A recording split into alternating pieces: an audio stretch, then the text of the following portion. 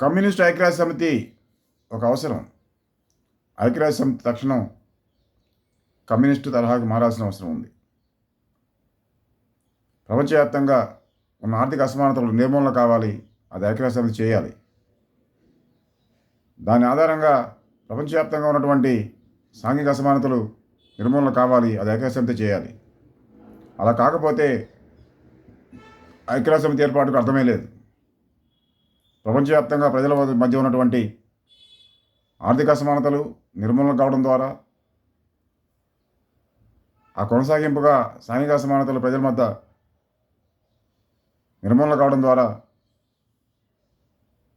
ఉత్తమ ప్రపంచాన్ని నిర్మించాల్సిన అవసరం ఉంది. అది ఐక్యరాజ్య సమితి చేయాల్సిన అవసరం ఉంది. అలా కానప్పుడు ఐక్యరాజ్య సమితి ఏర్పడి కొనసాగడంలో అర్థమే ఉండదు.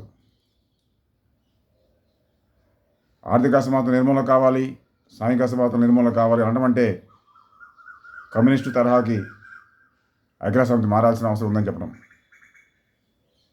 తక్షణం ఐక్యరాజ్య సమితి కమ్యూనిస్టు దృష్టికోణంలోకి మార్పు చెందాల్సిన అవసరం ఉంది. కమ్యూనిస్టు విప్లవం వర్ధిల్లేను, కమ్యూనిస్ట్ ప్రపంచం వర్ధిల్లేను.